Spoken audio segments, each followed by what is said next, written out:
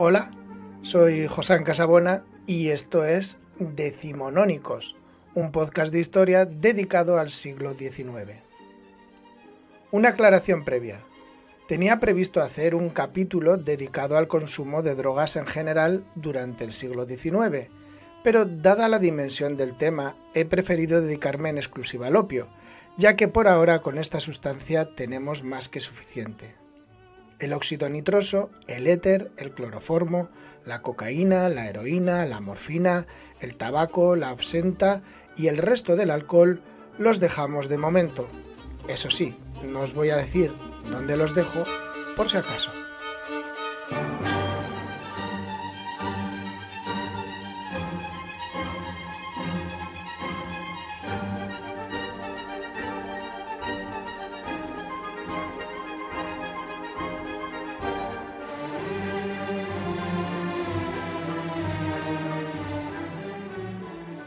Empecemos nuestro viaje al mundo del opio en París. Estamos en 1844.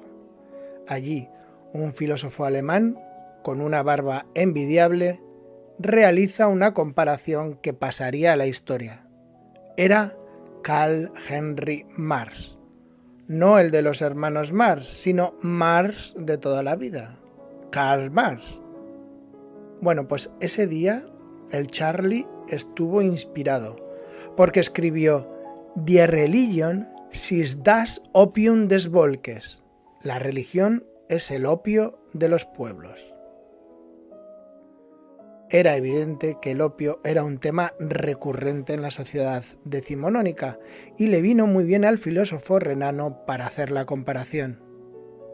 El opio fue el rey de las drogas durante el siglo XIX, por consumo, por la afección en la población y por su influencia geopolítica. Sin ir más lejos, el opio fue empleado por los gobiernos de los países occidentales, sobre todo Inglaterra, como arma de sumisión a países orientales como China, provocando las famosas guerras del opio, la primera en 1839 y la segunda en 1856.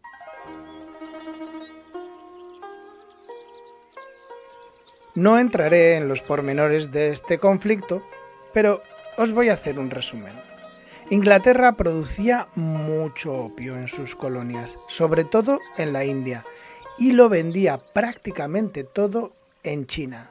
Los chinos estaban muy enganchados al opio, pero sus mandatarios no eran tontos, y viendo el desequilibrio de la balanza comercial y el daño que producía a su población, dijeron, no queremos más opio.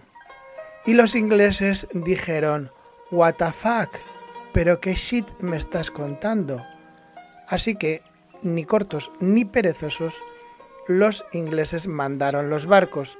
Pero ya os podéis imaginar que no mandaron precisamente los barcos de pesca, sino más bien la armada británica hasta arriba de cañones. Los ingleses, por supuesto, ganaron la guerra, se retomó el comercio y de paso se quedaron con Hong Kong. Al final hubo dos varas de medir. Mientras que en Inglaterra el opio fuera del ámbito medicinal estaba prohibido, en China se siguió vendiendo a tutiplén, de tal manera que llegó a narcotizar a casi un 20% de la población china, aproximadamente 70 millones de personas.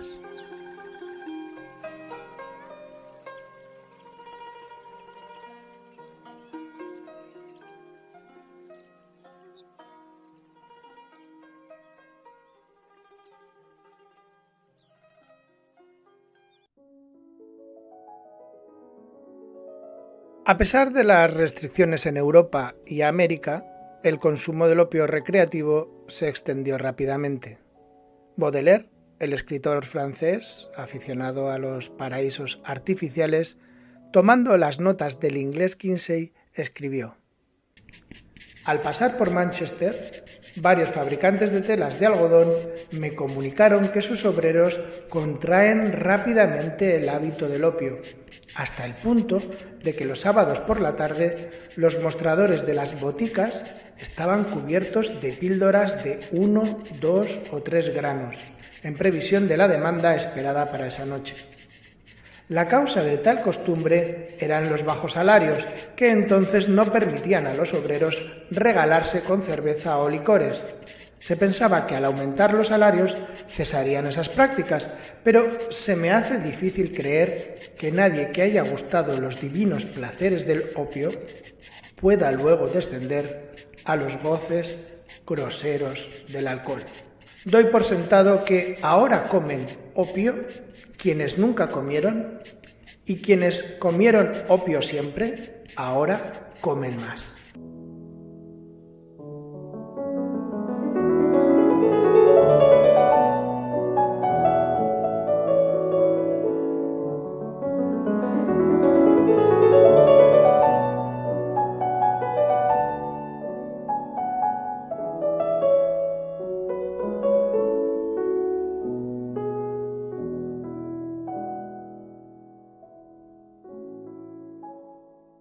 Pero, ¿qué consumían estos obreros del siglo XIX?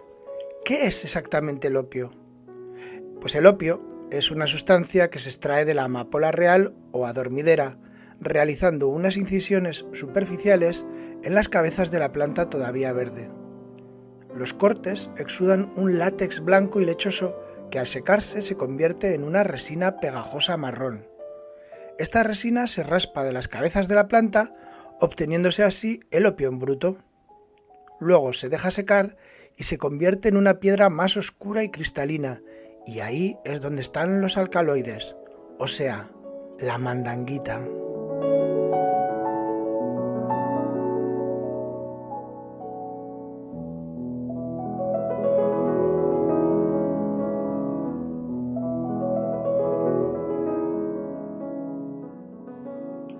El opio tiene muchos alcaloides. Los más famosos son la codeína, la heroína y la morfina. Pero también tiene un alcaloide menos conocido que es la tebaína. Su nombre proviene de Tebas, la ciudad egipcia, donde se comerciaba tradicionalmente con opio desde la Edad Media. El científico que descubrió la tebaína fue otro decimonónico, el francés Pierre-Joseph Pelletier, y lo hizo en 1833. Si se consume sola, la tebaína es más estimulante que relajante, pero es bastante peligrosa porque produce calambres y convulsiones. La relevancia de la tebaína se hizo patente casi 2 siglos después porque a partir de ella se obtuvo la famosa oxicodona, el principio activo del oxycontin, un medicamento que en nuestro siglo ya en donde vivimos, que es el siglo XXI, ha hecho estragos en la sociedad norteamericana, provocando una auténtica epidemia de muertes por sobredosis, vidas arruinadas y familias destrozadas. Por supuesto, Joseph Pelletier, cuando descubrió la tebaína, no sabía esto, así que no se lo vamos a tener en cuenta. Además, Pelletier también aisló otro componente muy importante, la quinina, que fue fundamental para luchar contra la malaria. Así que, bueno, una cosa por otra. Claro que Pelletier también podía haberlo dejado ahí, haber tenido en su vida un empate, pero no pudo estar quieto y aisló otro alcaloide, la estricnina. Sí, la estricnina, ya sabéis, lo que se usa para hacer matarratas. Bueno, que también se emplea para matar en las novelas de crímenes. ¡Ay, cuánto le debe Agatha Christie al bueno de Pelletier!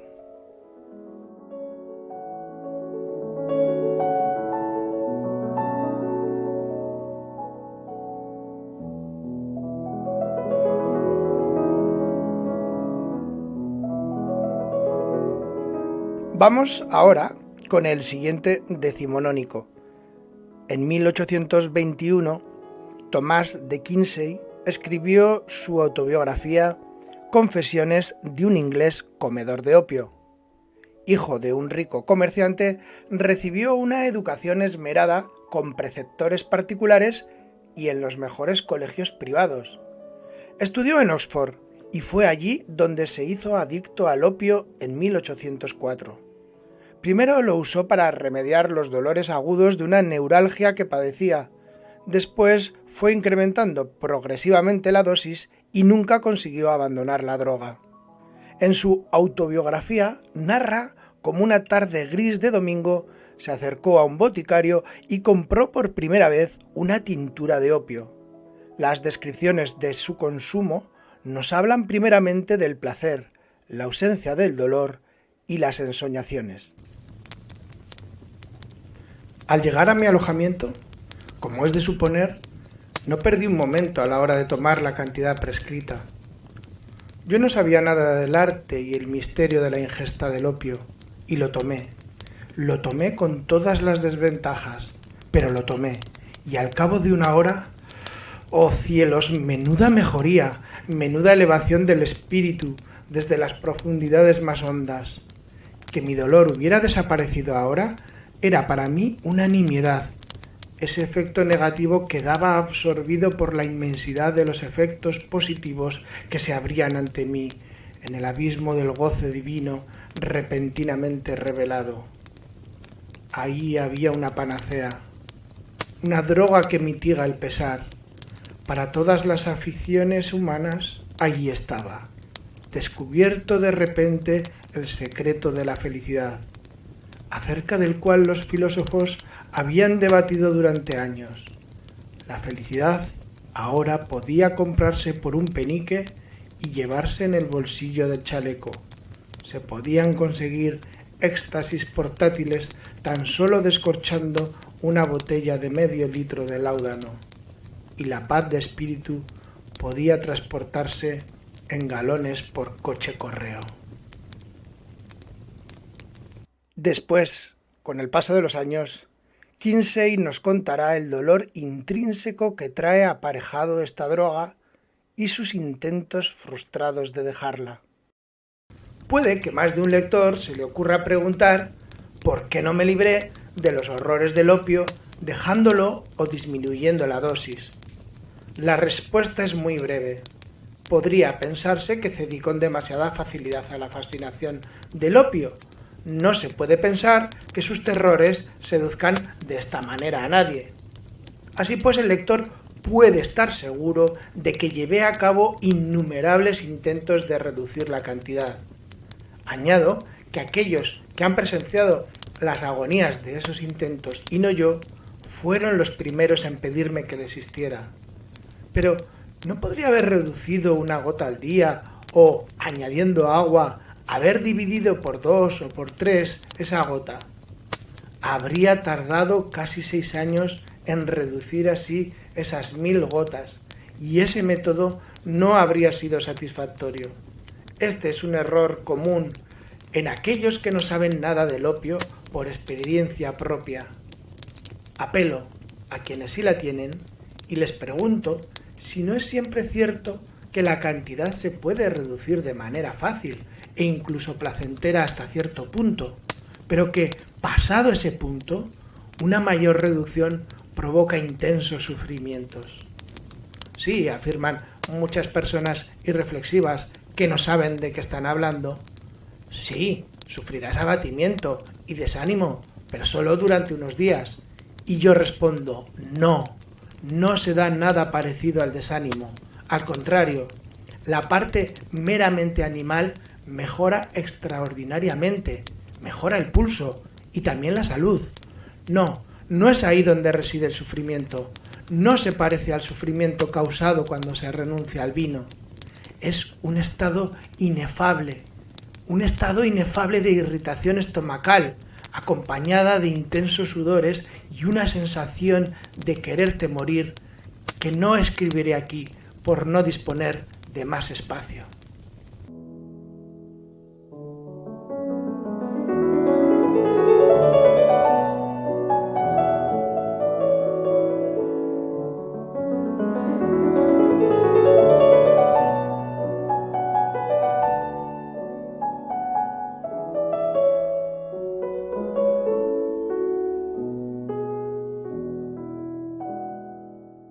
Vamos ahora con otra forma de consumir opio. esta vez bebido en una suerte de jarabe conocido como láudano. El láudano era una preparación compuesta por opio, vino blanco, azafrán, clavo y canela, y fue compañero frecuente de intelectuales o clases altas que querían tratar algunas dolencias. Artistas y escritores lo consideraban un néctar divino, debido a sus propiedades narcóticas, y comenzaron a utilizarlo como método de inspiración.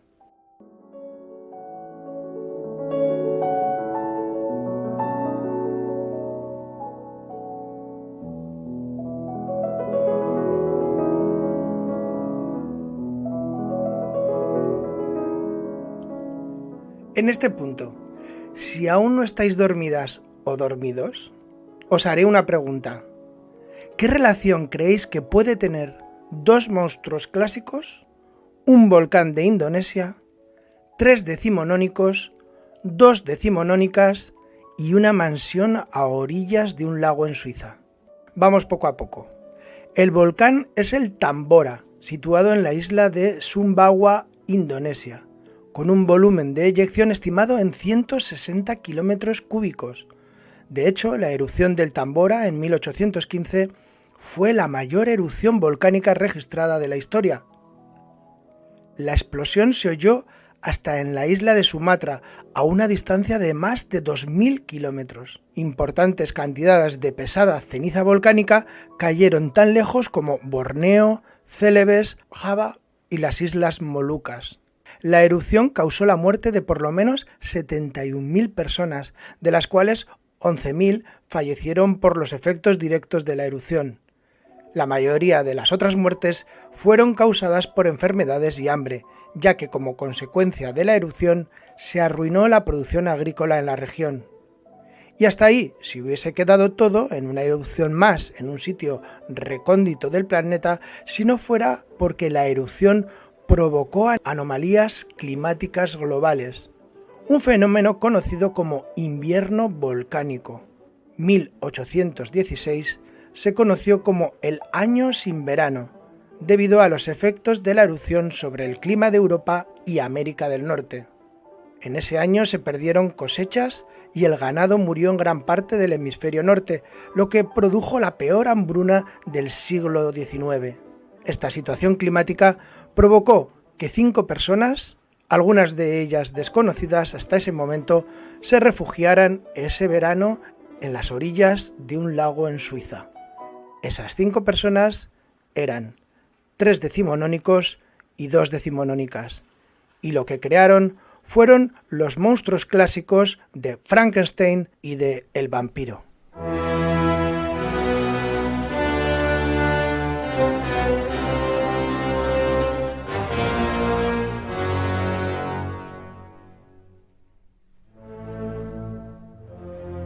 El primero de los 5 decimonónicos fue su anfitrión Lord Byron, el disoluto noble y poeta inglés. La segunda persona, el segundo decimonónico, fue el médico, secretario y amigo personal de Byron, John William Polidori. La tercera persona de este quinteto fue la amante de Byron, Claire Clairmont, una decimonónica intelectual adelantada a la época, devota del amor libre e inspiradora en gran medida del terror gótico de la época.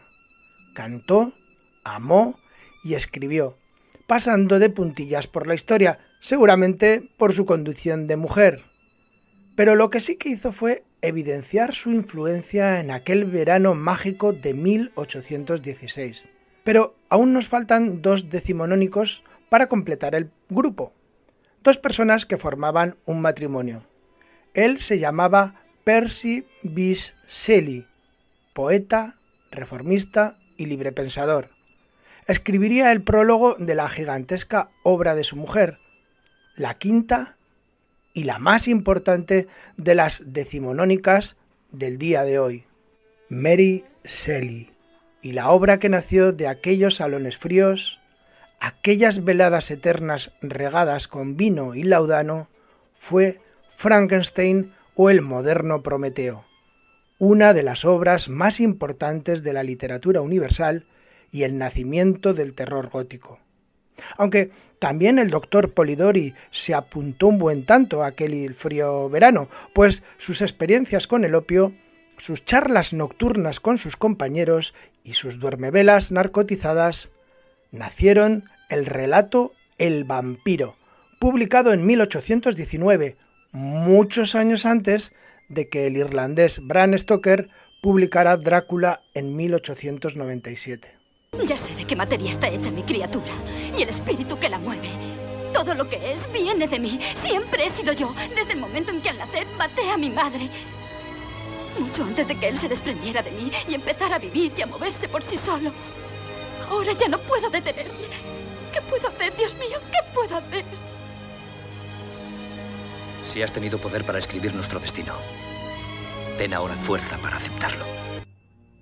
Aquel verano fue prolífico en lo literario, pero en el transcurso de los años, aquellos 5 se vieron sometidos a incontables tragedias y desdichas. La hija de Byron y Claremont, Allegra, murió siendo solo una niña. El médico Polidori acabó suicidándose y Mary Shelley, a pesar de encumbrarse en lo literario, llevó una vida triste de miserias, desamores, muertes infantiles, abortos y enfermedades, muriendo finalmente de un tumor cerebral en 1851.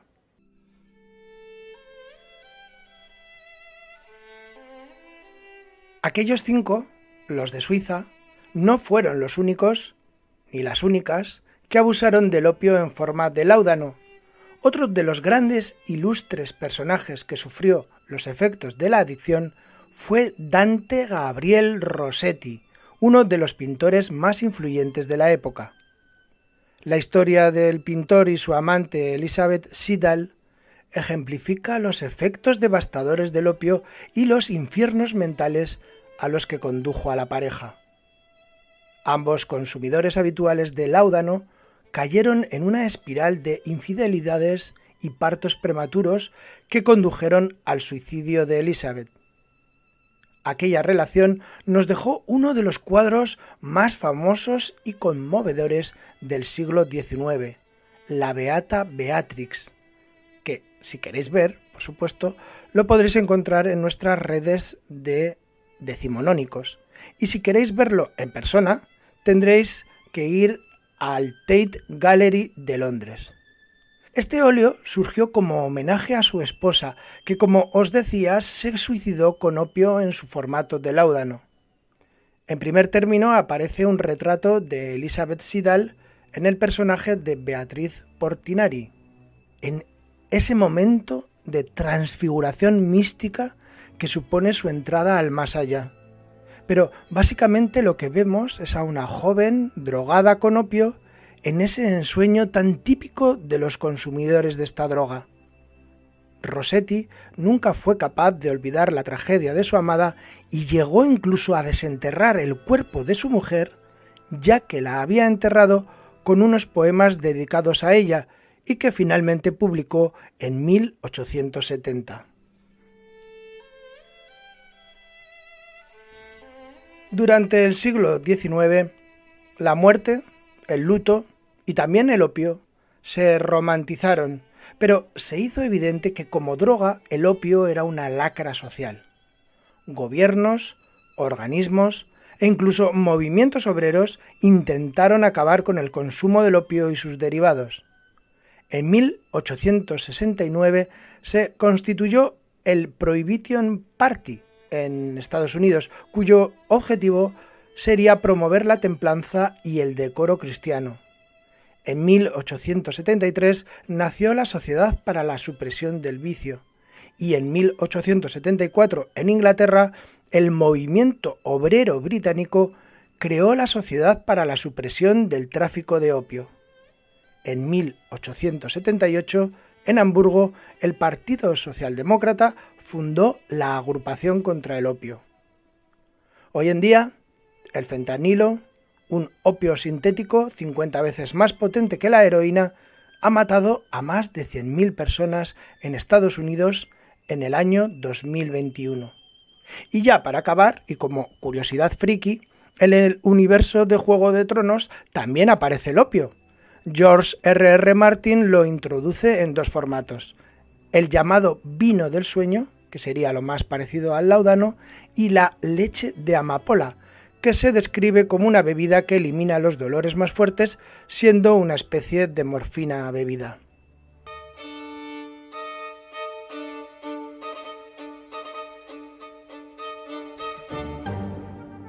Bueno, pues hasta aquí este capítulo.